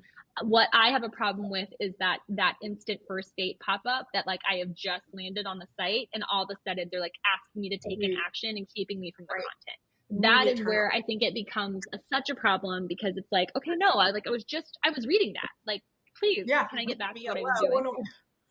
Yeah. So I usually say like 3 to 5 seconds, like give people a couple of chances to scroll. On our website, I think you scroll like most of our homepage, then you get invited to take action on a pop-up. And then I don't make it so you can't see anything else on the page where it feels like, oh my gosh, I'm like, so, this really interrupted my experience. I will also say, like Katie is saying in the chat, you may not care about growing an email list. Not every brand has to grow an email list. And so I'm a big proponent of like, if you do want to sell something, like if you have a product, I think having an email list that you own is the most valuable thing that you can possibly build. But if you're a photographer and you're primarily shooting one-on-one clients, people are telling you to grow an email list, that may not be an important part of your strategy. You may be choosing something else to focus your time on, and that's totally okay. Yeah, absolutely. Especially as a wedding photographer, because we don't typically have, repeat clients. Right. Yeah, exactly. So it could be, I've had several clients that have success with like putting something, a lead magnet on Pinterest that's like posing ideas for engagement sessions. And then they fill it with photos of their work. Something like that might be more effective. And then you can email that person because it's basically someone who's interested in the kind of work that you're creating. So there are some ways to do this well, but I also want to clarify, if you have a pop-up that just says, get my emails or get on our email list, no one wants more emails. No one's sitting there going like, I just wish I got a few more emails in my inbox. So you do need to create something of value that people will want to give you your email in exchange for. Otherwise, they're not just going to choose to opt into your list. Yes, agreed. We were just talking about that the other day because ours doesn't offer you anything. And we were like, why are we so dumb? Yeah, you should do like 5 minutes from your top glow up or something like that. Like, do something like, or like watch your first 10 minutes for free. And then, people could just do something like that. I feel like that's something that but you do have to think like, what would people actually want? Because that's what they need to have. Yeah, no problem. What else you got, girl? I was like, just let her keep talking. Make notes. It's my favorite thing. Like, I would love to sit there. Let's just brainstorm that for a while. So, okay. Yeah, Ashley, that's a solid question. We are going to save it for tomorrow because tomorrow is all SEO based. Yes, it is. Yeah, don't worry. Ryan, I will gladly talk about SEO, but Ryan is the foremost expert in SEO for the wedding industry and beyond. He is the single most amazing person I've ever heard talk about SEO, and he single-handedly changed our SEO for the better. So can't wait for you guys to talk with him. But I just mostly love that he makes SEO make sense to me as a creative person instead of making me feel dumb for not understanding it, because that's what I encountered with most SEO experts before, where they just like mostly wanted to sound smart. And I was like, I'm not tracking, but sure. And Ryan's like, no, this is so simple. You can understand this. So he's wonderful. Amazing. Charla said you probably use PCs. Yes. Exactly. It was very much like, oh, you don't have over 7,000 keywords on your homepage. And I was like, well, no, I don't. Like, oh no. So yeah, we will break us out of that SEO prison and it will be great. Okay, so let's see here. Any other questions before we do site reviews? I know there's going to be questions during and after, so let's jump in. Just go ahead, and we can even go full screen with their site if we think that would be wise. Yeah, I'm just gonna bring my Airtable over. Okay, And Jen, they can't see your face anymore, so do whatever you need to do with your life. Okay, thank you. That's good to know because my hair was doing some strange things, and I get it. I had to pop my ears mid glow up, so. Okay, so you guys can't see my whole screen, right? You can just see. Can you guys still just see the Tonic window? Okay, let me just. We see the presentation, yeah. Oh, I was doing everything I needed to do, like you said. I know, but it disappeared. I'm sorry. It was a great lap. Entire screen. Here we go. All right, right here, right? Yes, we've got it on the way. Got it. Okay, great. Back here. Okay, Katie. So this is Katie. And I am for it. You got it. I'm just actually really quickly going to put this back on my. Than days ago. It does look different than days ago. She's Go, been Katie. Preparing. Go, Katie. I like your desktop. Oh my God, so do I. Oh, thank you. Okay, so I'm going to reshare it to my. Sometimes I feel like websites look so weird when you have them on like your giant computer. That's true. So I'm just going to share this. She worked her ass off. Good. We're proud of you. Let's see if it paid off. Okay. I'm just kidding. Okay, are we seeing Katie's site now? Almost. Mm-hmm. It's on the way. Now we are? Now we are. Okay, so Katie, post up in the chat and tell us a little bit about like the kind of person you're wanting to reach, anything else that would be like interesting for us to know when it comes to your website. Because I want to hear just a little bit of the background of what you're going for here, especially since it sounds like you just updated and made some changes. Yeah, Katie, do you just want to come into the green room and talk? No, I'm just kidding. We could. We know a little bit about what her goals are, but I'd love for her to say them herself. Yeah. Okay, well, let's start by doing a couple of things that we have in terms of first impressions. So wedding photography that you can frame like art. First of all, I love that I know that Katie is a wedding photographer. Love that. I also love that I know that Katie's a wedding photographer in Austin, Texas, and destinations worldwide. So immediately, is she clear about what she's offering? Yes. Wedding photography that you can frame like art. So that's her value proposition of like, oh, this is super artful wedding photography. And then she has this very artful imagery. I love like the motion blur situation behind it. This does feel like she's backing up what she's saying right here. And then we get a little bit of a sense of like, okay, this is what Katie stands for: kind people, love, and the powerful of meaning photography. So the power of meaningful photography. So I love that we know a little bit of her value prop right here of like, this is who I am, this is what I stand for.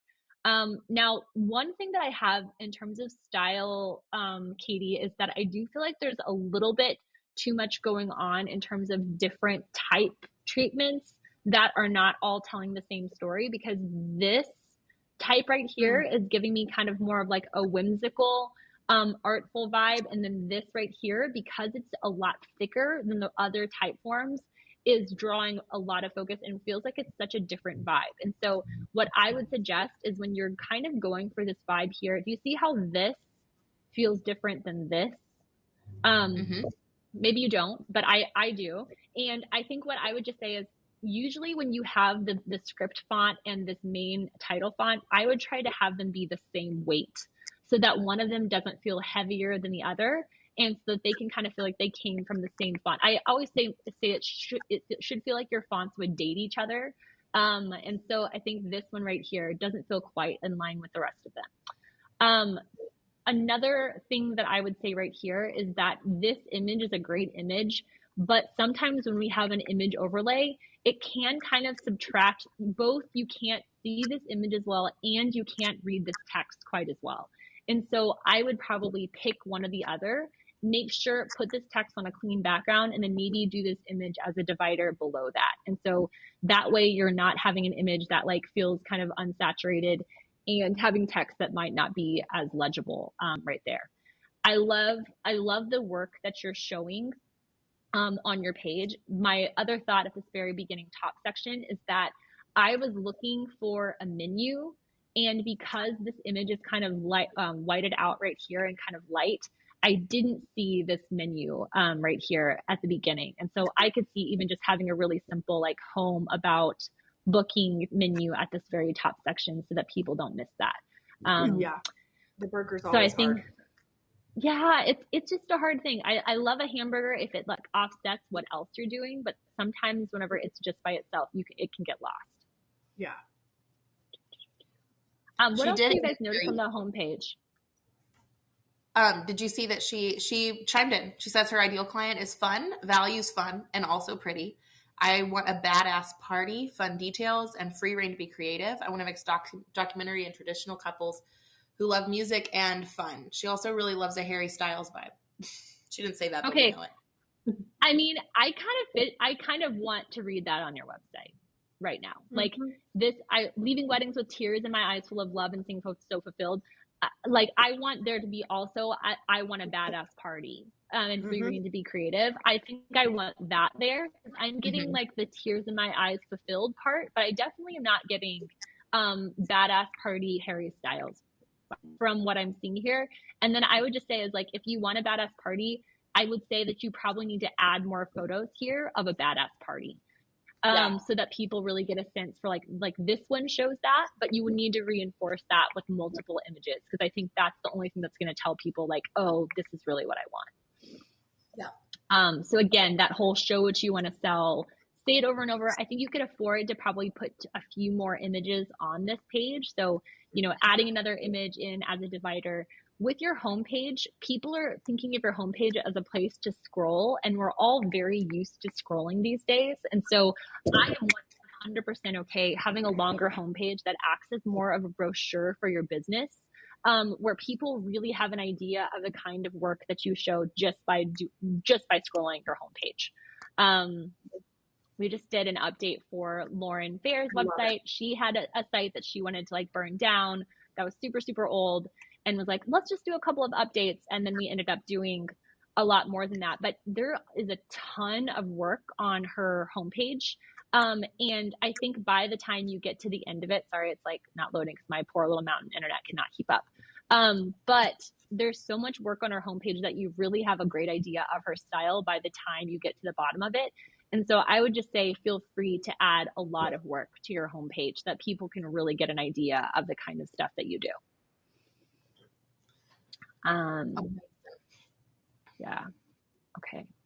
Okay. Other suggestions. So you already have this section here, Katie, for reviews. I think another great place to add reviews would be this section right here, under your top about section. So let's see here. You say, I've been welcomed and treated like family, enhance and document that feeling so you can relive it over and over again. So if you could have a review right underneath this that says like, Katie's photos just make me want to relive our wedding day over and over and over again. It looks exactly like it felt. If you had a review right here, basically restating what you had just said, I think that would be a super powerful place to begin putting in a few more of those reviews that say what you're saying a little bit over and over again. So I think that's helpful. Okay, let me go back to my other screen here. There we are. Okay, so Katie, I would say a few more reviews. It sounds like you already have some more work on your homepage. I would try to make sure that these fonts kind of match the vibe, and then I would go more all in on party, because this, like, especially this girl right here, since she's like out in front of a lake, this is giving me more like peaceful, refined Austin vibes instead of like, I want a Harry Styles party. So mixing in a little bit more of that, like this vibe right here, I think will show a little bit more of what you're hoping to sell. Anything else, guys, you would add to that? No, I mean, I think you nailed it. Katie, this is such a huge improvement from even a week ago But I think those changes are so directed and pointed and right on par with exactly what you need to take it over the edge.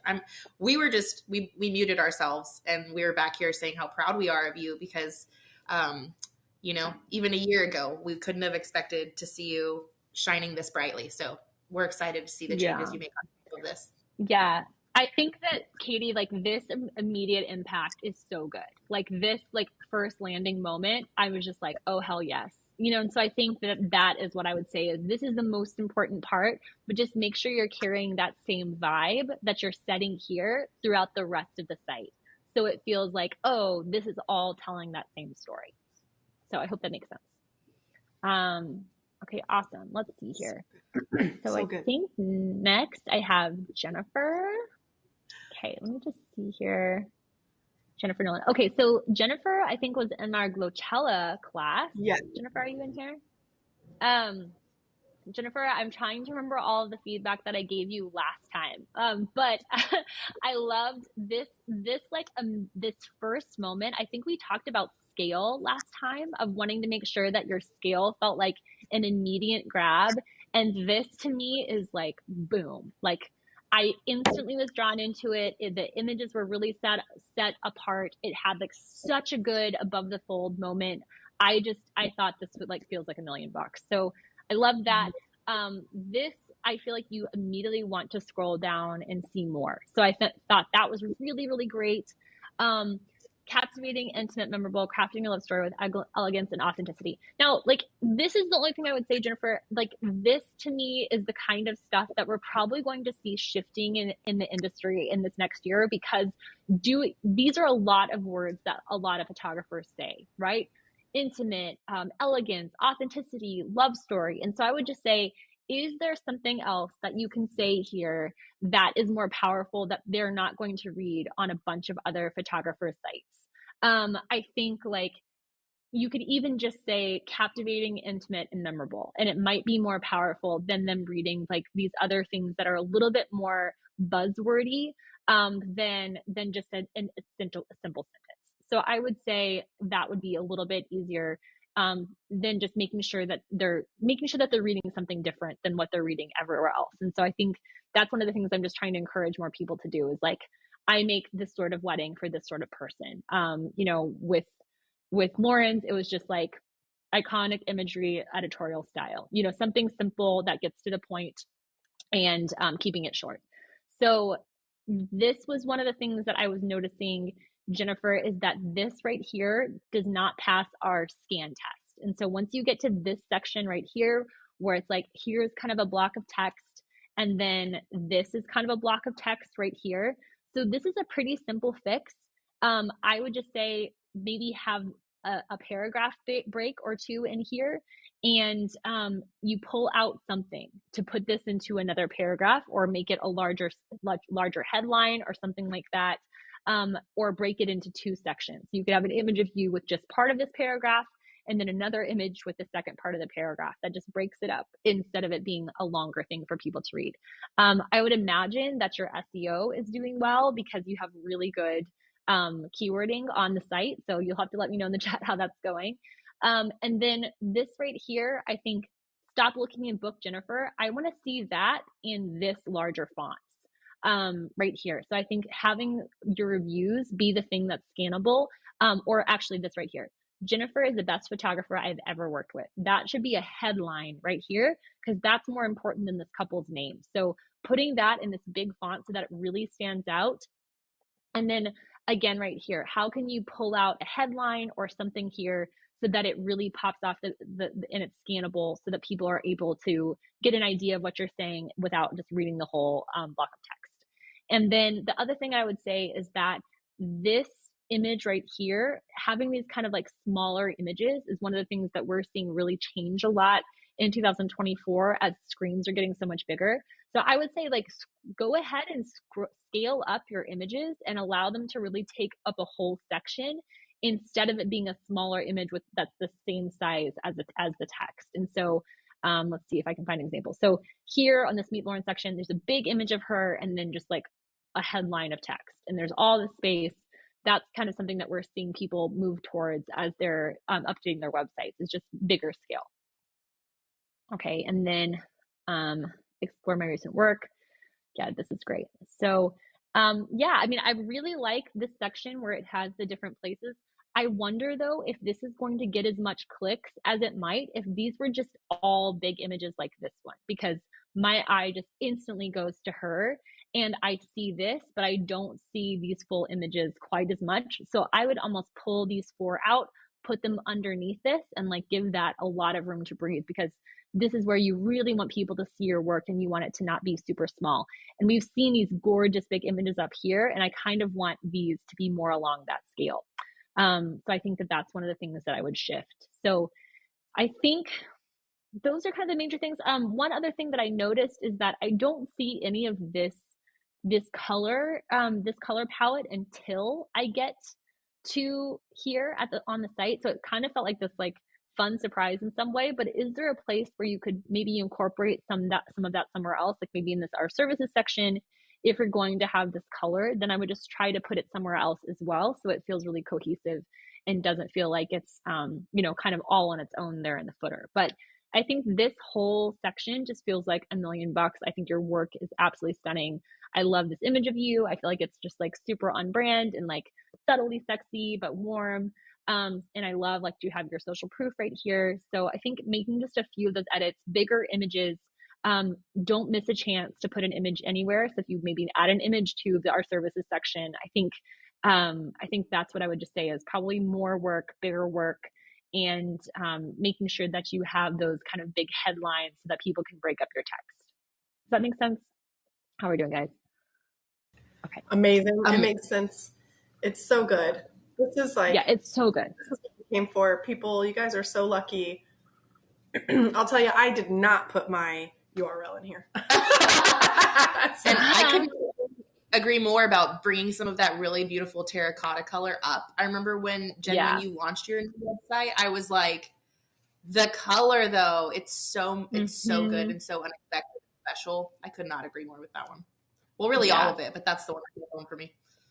Yeah, I think that's, and Jennifer did I noticed this on her about page, so I just have to give you props, Jennifer, because I like that you have this big like headline moment right here instead of this all being, this long section. I think you could probably even do that one more time where like you added another image here and broke up that text more. I'm just using Lauren's site as an example because I have it open, but you can see in her about section, we kind of do this in a few different ways. So there's like one section right here where there's like this headline text, and then we move this section because this would not be legible if we had all of this in one big paragraph. But having these two sections feels a lot more digestible.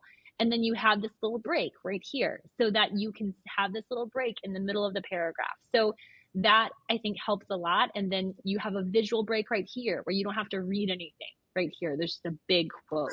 And so anytime you can intersperse more images, adding in some pull quotes, breaking up that text, I think it helps so much.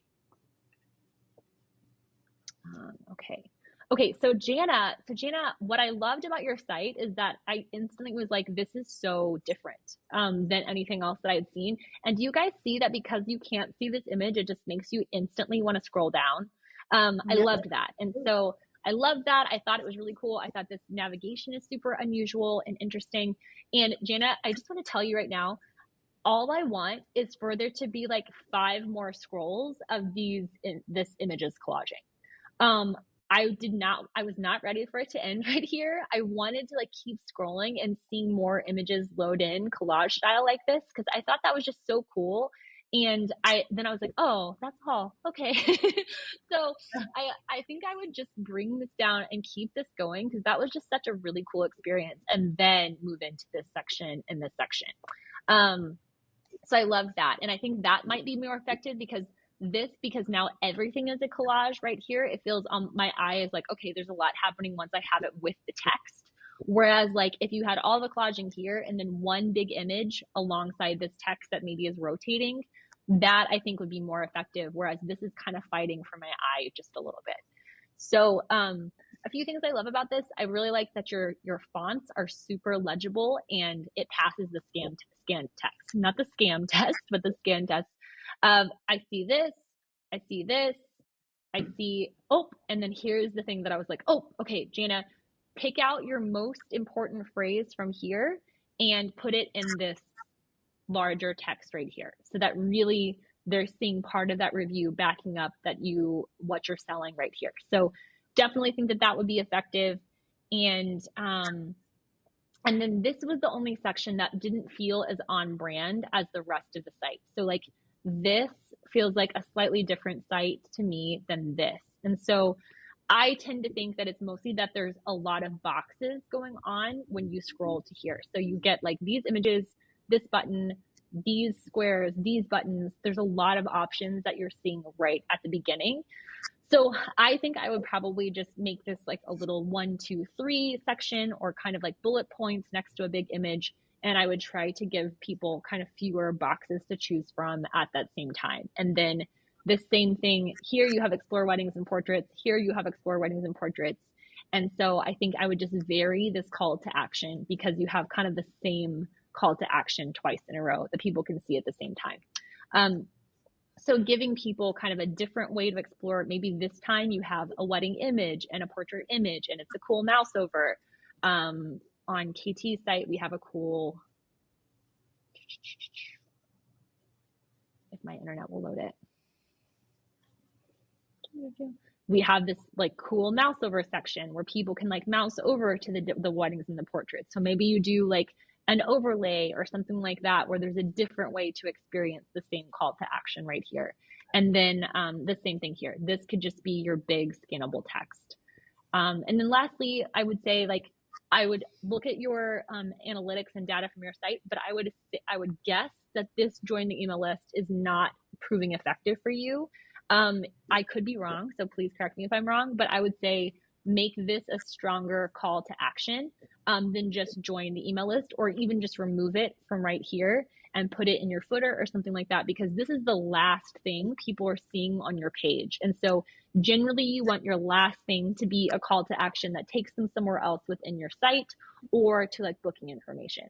I think on KT's, let's see here. Yeah, so on KT's, we have like her last thing is to inquire. And I think Lauren's is the same thing. So when you get to the bottom of your page, it's, hey, are you ready for the wedding photography of your dreams? Learn more. So I would leave them with that and not with join your email list. So you have a really strong thing for them to take action on. Okay, here we go. Do you guys, I don't want to mispronounce this. Is this, where we are? Oh, this is Emma. This is Emma, right? Hi, Emma. Okay, what I loved about this, felt super, super different. Yes. Whatever I landed on it, I love this overlap. I love the logo design. Even just like the spacing of the type, I was like, ooh, this is interesting. I did want this image to be a little taller, because I think this would actually be a little bit more effective if there was more negative space around here. So I liked that. And then I liked just this like simple 3 words of like poetic, nostalgic, ethereal. And I'm like, okay, well, that gives me good context to know how to explore this.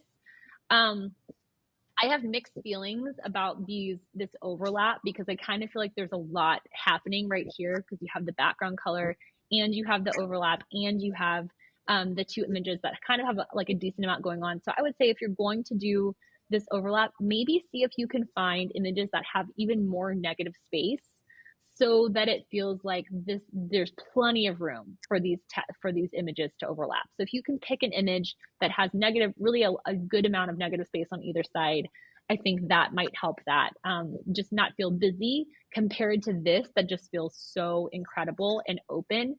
And part of it's because you have so much negative space in these images. This was super effective to me. I love, Kate, is it Katie or Katie? Oh gosh, I can't remember now. For our party friend, Katie, I could see doing something like this, where I loved like thoughtful details, timeless portraits, nuanced moments. And so I got a sense of like, okay, this is for me, right? So do I love details? Do I love timeless portraits? Do I love nuanced moments? I love that there was some level of like me qualifying myself going, this is what I want. And then you guys know that I gave Emma props for this right here because she has this rotating social proof and it's in headline format, so I can really read it. So I love that. And then there's another review right here. So Emma, you definitely got huge marks for that. And then I love this. This could be even more effective, I think, if it were actually scrolling and I didn't have to scroll because I didn't see these arrows to begin with. And some people are going to miss those. So I think if it auto scrolled or if you just had a next button that was a call to action, that would be super helpful just to make that stand out even more. And then I loved this section.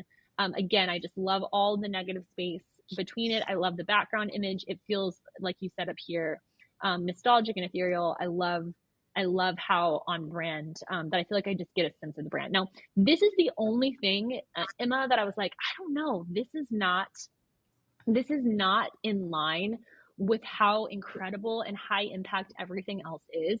And this is arguably the most important part. So the curated galleries, I feel like there's something about them rotating where I'm not seeing the power of them all at once. And Emma, from what I can tell, you just have such a cohesive vibe and edit style that I think if I saw this in a big tile format all the way across, I would be like, damn. So don't make me sort through. Give me like a visual feast and give this like a big moment for the curated galleries because that's the whole point of this page, right? So I could see doing 2-up and doing really big images, kind of like I was showing you here, where it's just like, damn, there's a lot of beautiful image work. Like you can just really get an eyeful of. Question for you. Go ahead, sorry. Sorry to interrupt, but so anytime we see an automatic scrolling situation, what is the best timing in your opinion? I usually say it kind of depends on if there's anything to read or to look at, but usually I say around 0.8 to 1. Sorry, 0.8 is for a GIF. Let me just think for a second. What is it typically? I think it's usually around a second to a second and a half. It depends on if you want people to see it rotate to take action, at which point it can be faster, or if you really want them to see each thing, and then you can slow it down a little bit more. So I would estimate probably between like a second and a second and a half, or if you want it to be a little bit longer, maybe like around the 3 to 4 second mark. Gotcha. Yeah. Thank you. Yeah, of course. And then this is the only image. I feel like this is super minor, but I feel like just giving me an image that has a ton of negative space here so that I can really easily read this text would be great because this is such a great review, but I kind of lose it in the lavender. But all things considered, I feel like you're just doing a ton of things right here. And I love that it really gets a sense of like who your brand is and who you're for. So I think that there's just a lot of good things going on. Okay, I think we have time for probably like 2 more. What is our stop time, ladies? Is it like 15 minutes? I would say we have about 10 minutes. So okay, perfect. I don't know if you want to do questions, so maybe one more. One. Don't be mad at us, but one more would be perfect. No, that's fine. Yep, no, that's totally fine. Great. Well, let's do this one. So there were a lot of great things. Sierra, I think you're maybe also a designer, if I am remembering this correctly, because you have something about photography and branding. But it shows because I feel like this first impact was so cool. I love the hair leading into your logo that just frames it lovely. And then do you guys see that this line makes you go like, oh, there's something down here. I should keep scrolling. Mm-hmm. So I love that. I loved that moment. I thought that was just super powerful and effective. Fine art photography. It's super, super clear to me what you offer, serving chic, heartfelt couples in Columbus, Ohio and beyond. This is just me. I think part of my brain wants this background image to be gone, because I love just the clean space of this text. And I feel like this is so framed by the images so well. So you can play with that. I could be wrong, but something about me, something in my brain just like wants this image to be gone because I just want to see this text on something super clean. So I loved this. Your love story is a work of art. I think this is super clean. I don't think that you probably need this line because I think when you get to here, there's a lot of elements going on at once. So I probably would take this line and put it maybe down here. So it's not fighting for your attention with your text, but really it's drawing the reader's eyes down like it did here. So I think potentially I would shift that and move it down here. But all of these things right in this area. I just feel like all of this is telling the same story. I do want at some point that I haven't seen yet is I haven't seen any social proof of you backing up here, here's someone else saying this yet. And so I think having social proof front loaded in your site, I think you could do that here instead of saying sincere, creative, and one of a kind. Have a review from one of these clients that's right here, so that people are seeing that right away. And then I think this is an effective, it's big imagery, which I think is great. I think probably you could take one of these elements away, because when you get here, you see, okay, we have this line, we have a button, we have this text, background image, logo. There are a lot of different things happening. And so while I think some of that layering is awesome, I would maybe take one accessory off and say, okay, well, maybe I don't need like this background image, and maybe just like this text is enough. And then this review, I feel like, is the thing that might get lost among all of this other stuff that is super, super high impact and clear. So I would say, just be careful about reviews on background images, because I think sometimes you can lose the text, and that is something that you really want people to read on your homepage. This section was one of my favorite parts of the whole thing. I loved the big moments, really showing a ton of work, the confidence of like, there's so much negative space. This moment right here, you just go like, oh, hell yes, I want that. So I think this whole section I thought was really such a clinic, and like, make sure that you show off your work in its best light. And I think that's exactly what you did there. So many things I think that are working really, really well. I would say, like, how can you kind of dial in? I want the whole page to feel as good as this does right here, and bringing more of that clean vibe to the rest of it. I think that that's totally the answer, because I think that's what I feel from this as well. It's so fun. Ooh. Yeah. Sierra, I've been familiar with your work and your brand for many years now, and I just have to tell you, yes, we have. Fantastic. She was in the 2018 Develope course. I know. Oh, wow. That's so cool. Yeah. That's awesome. That was well, the beginning. It's so fun to see. I mean, there are so many great websites. I know we can't get to all of them, but there's so many great websites throughout here that I was really enjoying getting to review, and so many good things that I'm seeing happening. But so many of the trends that I saw were the same, of like, break up big blocks of text, add more reviews to your homepage, make sure your portfolio doesn't feel like an afterthought on your homepage, take off unnecessary objects, scale everything up a little bit bigger. Those were the things that I was really seeing over and over and over. Yeah. I would like to explain the face I was making when we came back on. I was like this, because the guy in her picture looked like one of my past clients, but that was definitely not his wife. It's not him. It's not him. I got close enough. I was just trying to figure out funny. how we could put our faces on, and then she did it. So it was great. I was like, oh, perfect. Well, I was like, Martin? Yeah. Martin? I just thought you were checking your teeth, which, is valid as well. Yeah. That was in the camera. Yeah. That was so informative and impactful. I mean, we were on mute, and I was like, this glow up is so good. Yeah. Good. I'm so glad. When you review other people's websites, there's so much for everyone to take in. So even if your website wasn't one that she was able to review, the ability to rewatch this for a week or however long your access is, and be able to see what she's saying over and over, and then go and do that same kind of review on your own website, and then implement everything she talked about before that with your to-do list and the 5 things, you have everything you need here to get started to make a massive impact. It's facts. Yeah, I would love to hear. I mean, I always ask this, but like, give me like scale of 1 to 10. How helpful has this been for you? Any feedback or suggestions, even for coming back tomorrow with Ryan? Is there anything that I should know? Is there anything that you're wishing that we would cover, that you would like to see covered tomorrow? Love to hear any suggestions, any feedback. Definitely very, very interested. So, well, you guys are real nice. While you guys fill the chat with that, we're going to answer these last couple of questions. What do we think about using the phrase worldwide? So, for example, serving Boston, New England, and worldwide. It makes me think of Step Brothers. Makes me think of that. Absolutely. Prestige worldwide. Yeah, I do think that this kind of gets filed under like photographer things, right? Like photographers all say worldwide. So we're like, oh, I need to say worldwide destinations worldwide, or, whatever.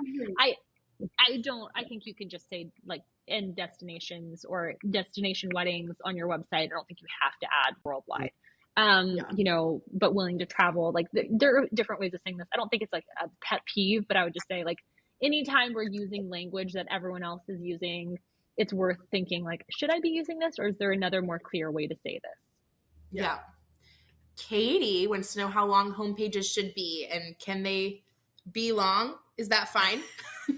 Yeah, I mean, as long as there's a reason for them to be long, by all means. And that's what I would just say is like when people are really enjoying and you're showing them lots of work and it feels compelling to keep scrolling, I definitely think it's okay for them to be long. If you're burying them in information and you're trying to put too much on your homepage for them to like actually read and digest, that's where I say you have to be more careful. So if you go to like look at some of our templates, you can see they're generally longer home pages, but it's a pretty visual. It's mostly visual, small blocks of text. And so I think generally when you're showing more images and more vibes, less text, then I think it's okay for it to be longer. Agreed. Plus, statistically, we're showing that people are less likely to actually move away from the homepage because now, because of social media and everything being in one long scroll place, that's just what they're used to being sold to. Yeah. It's easier for people to scroll than it is for them to click. So yeah, it is. It really is. Yeah. Nikki says, I'm having a hard time figuring out a good, clear tagline for my homepage. How do you suggest creating one? I hired a copywriter for my website, but I still don't love my main tagline.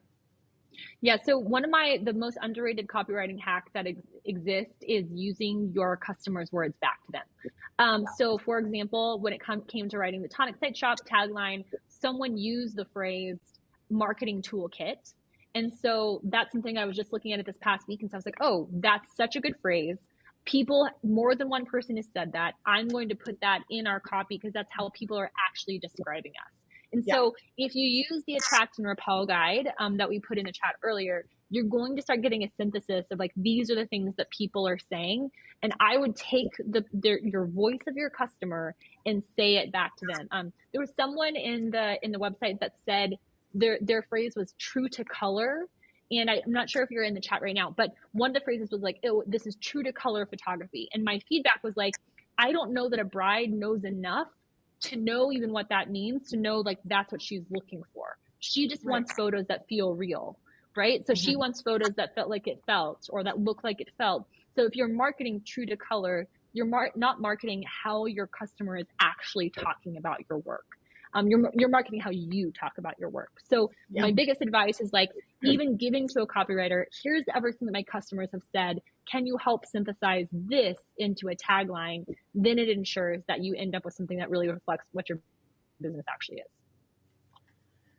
Couldn't agree more. Honestly, the first time that we went through that process of getting reviews and pulling what words, I think we pulled like 10, and almost all of them used the word like effortless. And I would have never described the experience with me as effortless. And that was a gold mine. Now it's also very popular, but we've been using it for like 6 years and it's been amazing. Yeah. When I worked with my friends, Amy and Jordan, literally every single person in 50 reviews used the word joyful, like every single person. And joyful wasn't even on our radar. You know, we weren't even like, oh, it needs to be joy. And again, this was a long time ago. So now that's like, you know, for joyful couples is like everyone's thing. But it was like, oh, this in the word cloud, this was the biggest word. And so who cares if other photographers are saying that, as long as like it's accurate to your brand and it's something that your customers actually want. Yeah. I mean, if we look at luxury handbags, they all have a print that has their logo on it that looks pretty freaking similar to the person next to them, and they could care less. Right. And someone still is going to choose Hermes or YSL or Celine based on everything else from that brand, not just the logo design, not just the copy. So as long as there's a distinct point of view, because I understand what makes a YSL bag different than an Hermes bag. If you understand that, if you're able to convey that in other things than just that phrase, it's not just the phrase that's going to set you apart. Yeah. Right. Yeah. Woo, you're so great at this. I know. You should build an empire doing this. Truly. Yeah. We love it. Love an empire, would love one someday. Yeah. I think you're living in it. So. Yes. Oh, Thank you so that's much great. for your time. I'm living in my groffice. It's not like super empire-y in here right now, We but love you a know, Groffice. I should I get love Are it. you going to be the WPPI this year? Oh yeah. I will not be at WPI, but Jeff is going to WPI. But she will be at Hybrid, and they are, maybe I'm not supposed to say this, so maybe it's supposed to be a surprise, but I know night one is like all things Tonic. It is. We'll see you there. We're In fact, do a she little even after talked about party. Tonic and tacos. I could see a food truck. We call I them know. Tonkos. That's what I'm trying to make that happen, because like tacos, I will not be in the commercial kitchen making carnitas, because I've not been assured that the blender has 2 parts. But otherwise, I will absolutely be there and serving tacos and margaritas and a keynote at some point. Yes, we will be there Fantastic. with you. Yay! Oh, that's so excited. Well, that'll be Yeah. fun. Well, this was Feel like I will delightful. officially Thank you, be in person. everyone. You were all lovely. Such a great chat. Thank you for meeting my chat needs. Yes. Yes. Have Thank a great you, rest of Jen. your Have day. a great day. All right. See you later. Bye.